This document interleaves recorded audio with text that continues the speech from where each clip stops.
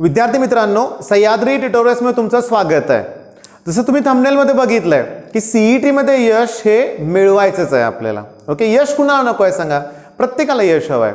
प्रत्येकाचं एक dream college काहीतरी असणार आहे, ड्रीम बॅच तुमची असणार आहे, ब्रांच म्हणूया आपण, ठीक आहे। सांगू का 99.99% मुलांना सीएसच हवी आहे बरं का।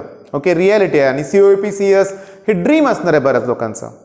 आता याच्यासाठी काही प्लॅन करावा लागेल, काही स्टेप्स आपल्याला आखाव्या लागतील, ऑर्गनाइज वेन आपल्याला अभ्यास केला पाहिजे, बरोबर आहे। पण त्याच्या अगोदर तुमचा मी 1 मिनिट घेणार आहे आणि मी तुम्हाला रिक्वेस्ट काय करणार आहे बघा, की तुम्ही अगोदर रिफ्रेश व्हा। म्हणजे मला असं का म्हणायचं आहे, कोविड सेकंड वेव्ह पहिल्या वेव्हपेक्षा प्रचंड घातक सिद्ध झालेले आहे जवळपास, आहे की नाही। ऑलमोस्ट प्रत्येकाचा कोण ना कोणतरी नातेवाईक मित्र पॉझिटिव्ह होता, बरे झालेले आहेत, दुर्दैवाने काही नाही बरे झाले। बऱ्याचशा वाईट घटना घडलेल्या आहेत आयुष्यात बऱ्याच जणांच्या। यातून बाहेर आलं पाहिजे, यातून बाहेर यायला पाहिजे आणि ह्या कोविडला विसरून जाऊन सीईटीवर फोकस केला पाहिजे। आता मी तुम्हाला सांगतो की सीईटीत यश मिळवण्यासाठी पहिली मोस्ट रिक्वायरमेंट, पहिली मेन गरज आहे तुमचा आत्मविश्वास। बिलीव्ह इन युअर सेल्फ, स्वतःवर विश्वास ठेवा। जमणार आहे आपल्याला, अवघड नाही आहे कोणासाठीच, काय लक्षात घ्या, काहीच अवघड नाही आहे। स्वतःशी स्पर्धा करायची आहे। तुमचे मित्र टॉपर असतील, 99% मध्ये आता मार्क्स पडत असतील, तुम्हाला कमी पडतायत, निराश होऊ नका ना, तुम्ही स्वतःशी स्पर्धा करा। तुम्ही काय करा माहिती आहे का, लक्षात घ्या, एक प्लॅन तयार करा, स्टडी प्लॅन तयार करा। सिलेबस किती आहे, किती संपवायचं आहे आपल्याला, रोज किती टॉपिक केले पाहिजे, तुमचा स्वतःचा प्लॅन असला पाहिजे। रेडीमेड कुणाकडून प्लॅन मिळेल अशी अपेक्षा करू नका, किंवा या लेक्चरमध्ये तुम्हाला मी प्लॅन दिला असं पण नाही, हा टॉपिक आज करा उद्या करा। सगळ्यात महत्त्वाचं करा, टेक स्मॉल स्टेप्स, हळूहळू सुरुवात करा। ओके, अगोदरपासून तुमचा अभ्यासाचा स्टॅमिना जास्त असेल तर तो कंटिन्यू ठेवाच, पण अजून केला नसेल, सुरुवात करायची असेल तर हळूहळू सुरुवात करा। ओके, एकदम फुल लेंथ मॉक टेस्ट देऊ नका, एकदम ग्रुप टेस्ट कडे पण जाऊ नका, टॉपिक वाईज टेस्ट अगोदर द्या। यश आराध्य देतोयच, तुम्हाला टेस्ट प्रोव्हाइड करतोयच, तो लक्षात घ्या। टेस्ट झालं की अनालिसिस करा, ह्या सगळ्या गोष्टी तुम्हाला माहीत आहेत बाळांनो। आता सगळ्यात महत्त्वाचं मी इथं काय लिहिलंय बघा, पेशन्स। दिवसातून 40 ते 50 मुलांचे मेसेज असे असतात की स्कोर इम्प्रूव्ह होत नाहीये, मी फ्रस्ट्रेट झालोय, टेन्शन आलंय, काय करू, मला काय कळेना झालंय। अरे असं कुठं असते? प्रत्येक टेस्टमध्ये चांगला स्कोर होईल असं नाही, कधी कधी अपेक्षेपेक्षा हार्ड क्वेश्चन सुद्धा येऊ शकतात, मग त्यावेळेस स्कोर कमी दिसेल। पेशन्स ठेवा, ठीक आहे, कमी झालाय स्कोर, चुकीचे प्रश्न सोडूया आपण, ते उलट बरं आहे ना। जेवढं मी तुम्हाला सांगू का चुका होतील इनिशियल स्टेजला, तेवढं तुमच्यासाठी चांगलं आहे। सिरियसली नोट डाऊन करून ठेवूया ना, शॉर्ट नोट्स त्याच्या करूया ना आपण, म्हणजे काय चुका झाल्या त्या नोट्स म्हणजे काय फार मोठ्या नोट्स तयार करायच्या असं पण नाही, एवढ्या पण चुका करायच्या नाही आहेत, लक्षात घ्या। ओके, आता याच्यावर मी एक अख्खा व्हिडिओ तयार केला होता बरं का, लक्षात घ्या की हा फॉर्म्युला काय बघा, की concentration is inversely proportional to distraction, बरोबर आहे ना। डिस्ट्रॅक्शन कमी, कॉन्सन्ट्रेशन जास्त असणार आहे। डिस्ट्रॅक्शन खूप असेल तर कॉन्सन्ट्रेशन कमी असणार आहे। आणि अभ्यासासाठी महत्वाचं काय, कॉन्सन्ट्रेशन। बघा ना, कोणत्या गोष्टी तुम्हाला डिस्ट्रॅक्ट करतायत, अभ्यासापासून दूर नेत आहेत, तुम्ही लिस्ट तयार करा आणि टाळा। मी तुम्हाला सांगू का की हे जे मोबाईल आहे ना, खरोखर खूप डिस्ट्रॅक्ट करतोय तुम्हाला। ओके, गेल्या आठवड्यात सगळ्यांचं मी तुम्हाला सांगू का, सगळ्यांचा निदान 3-3, 4-4 तास वेळ तो फॅमिली मॅन बघण्यात गेलेला आहे, वेब सिरीज। कारण बऱ्याच मुलांच्या स्टेटसला बघितलं मी, ओके फॅमिली मॅन, ओके बघा, काय हरकत नाही आहे, तुम्हाला थोडा वेळ तरी, थोडीफार तरी एन्जॉयमेंट हवीच आहे। सतत 24 तास कुणी अभ्यास करू शकत नाही, पण किती वेळ द्यायचा हे इम्पॉर्टंट आहे। त्यामुळे डिस्ट्रॅक्शन जेवढ्या कमी करता येईल ना, तेवढं तुमचा अभ्यासात फोकस वाढणार आहे। ओके, सांगू का तुम्हाला मी, सगळे टॉपर तुम्हाला हीच स्ट्रॅटेजी देतील की 45 ते 55 मिनिटं अभ्यास करा एका तासातला, आणि जवळजवळ 5 ते 10 मिनिटाचा ब्रेक घ्या, पुन्हा बसा। एक काम करूया का, 50 मिनिटं सलग अभ्यास करा, 10 मिनिटाचा ब्रेक घ्या, पुन्हा 50 मिनिटं अभ्यास करा, 10 मिनिटाचा ब्रेक, पुष्कळ झाला। पण टायमर लावा तिथं, ओके टायमर लावा, काय अलार्म असेल तो बघा। 10 मिनिटं झाली तुम्हाला लगेच कळालं पाहिजे, चला आता बसायचा अभ्यास, मग विदिन मिनिट 2 मिनिट लगेच बसलं पाहिजे आणि नेक्स्ट पार्ट कव्हर केला पाहिजे, त्यांना स्टॅमिना वाढेल। सलग 4 तास कोणी बसू शकत नाही एका ठिकाणी, त्यामुळं असं काहीतरी प्लॅनिंग करा। ओके, आता मी तुम्हाला सांगू का, इथे मी काय म्हणलंय बघा, सेलिब्रेट म्हणलंय, लक्षात घ्या। मी पॉईंट काय एक्सप्लेन करणार तुम्हाला मी सांगतो। ओके, मग अशी मी बोललो की थोडासा वेळ काढा अभ्यासातून। ओके, तुम्हाला एखाद्या मॉक टेस्टमध्ये चांगला वेळ मिळालाय, चांगला स्कोअर झालाय, सॉरी चांगला स्कोअर झालाय, सेलिब्रेट करा. हां, तुमचे पालक खुश होतील बाळांनो तुमचा चांगला स्कोअर. त्यांना सांगा तरी ना की चांगला स्कोअर झालाय म्हणून. ओके, बरीचशी मुलं सांगतच नाहीत काय झालं ते, घाबरतात.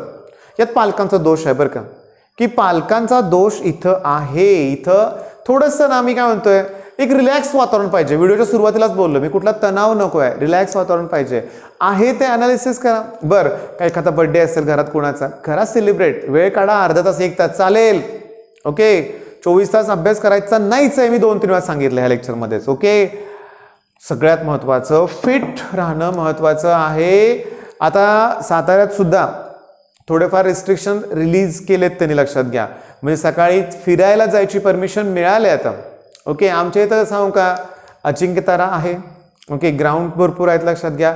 भरपूर ठिकाणी लोकांची गर्दी आता वाढते. याचा अर्थ मला काय म्हणायचं आहे, तुम्ही सुद्धा थोडंसं घरातून सकाळी बाहेर पडा, एक्सरसाइज करा बाळांनो.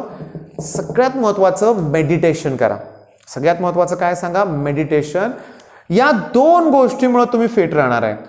सांगू का, यूट्यूबवर बरेचसे व्हिडिओ आहेत, तिथं तुम्हाला स्टेप बाय स्टेप मेडिटेशन कसं केलं पाहिजे हे पण सांगतायत. ओके, किंवा टायमिंगची लिंक आहे, 10 मिनिटं 15 मिनिटाचं मेडिटेशन अवेलेबल आहे, तुम्ही करा बाळांनो. म्हणजे अभ्यास करायच्या अगोदर एक 5-6 मिनिटाचं जरी मेडिटेशन केलं ना तर प्रचंड फरक पडणार आहे तुमच्यात, लक्षात घ्या. ओके, बरं, आता होतं काय बघा, मी तुम्हाला सांगतो. हे सगळं ठीक आहे, सगळं ठीक आहे, पण होतंय काय की तुम्ही ना टाइम थोडाफार तरी वेस्ट करताय.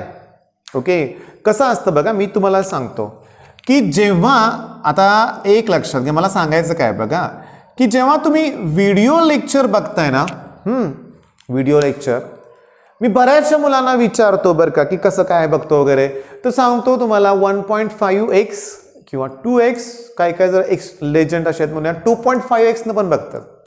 हां, जे क्रॅश कोर्सला जॉईन आहेत, जी अशी मुलं बघत असतील किंवा ज्याने कुठला प्लॅटफॉर्म जॉईन केला असेल बाळांनो, जेव्हा तुम्हाला एखादं व्हिडिओ लेक्चर मिळतंय ना, ते बघितलं म्हणजे तुमचं काम झालं असं नाही आहे.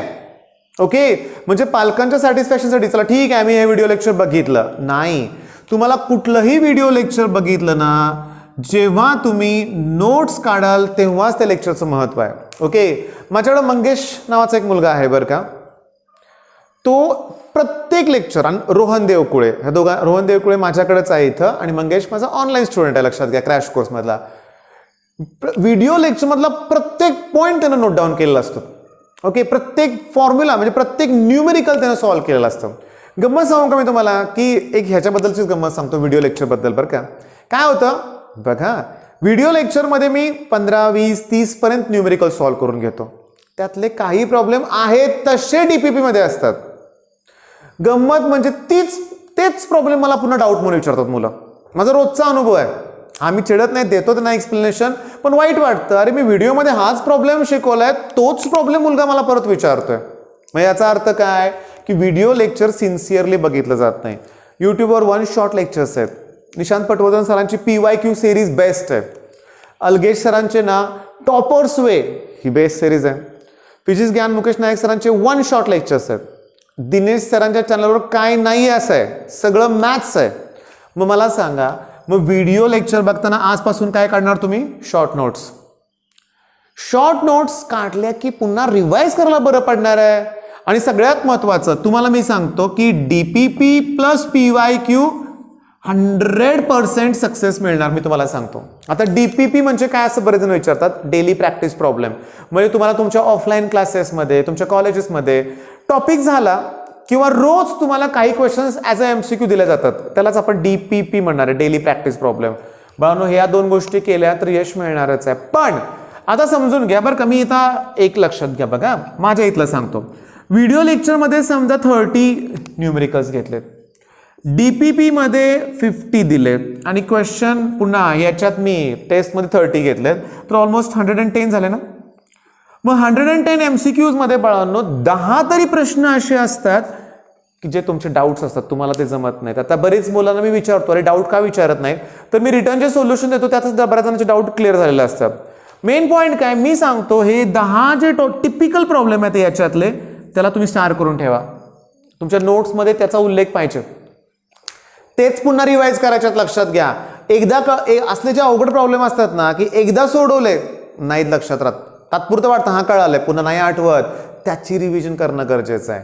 आता मी तुम्हाला सांगतो की तुमचं दुसरं टार्गेट काय पाहिजे. आता हे सगळं केलं तुम्ही, डीपीपी सॉल्व्ह केल्या, PYQ सॉल्व्ह केले तुम्ही, बाळांनो रोज जी मॉक टेस्ट असते ना, हां त्यात परफेक्ट स्कोर हवा आहे. परफेक्ट होतं काय बघा, लक्षात घ्या. व्हिडिओ लेक्चरमध्ये मी जे प्रॉब्लेम देतो डीपीपीमध्ये त्यातलेच असतात, बरोबर आहे, आणि दोघात कंबाईन करूनच मी टेस्टमध्ये प्रॉब्लेम देतो. टेस्टमध्ये फारसे वेगळे नसतात. तर मी ऑब्झर्व करतो की भरपूर मुलांचा स्कोर होतो चांगला, अगदी परफेक्ट मार्क असतात, लक्षात घ्या. पण बऱ्याच जणांचा अजून स्कोर इम्प्रूव्ह होत नाही आहे.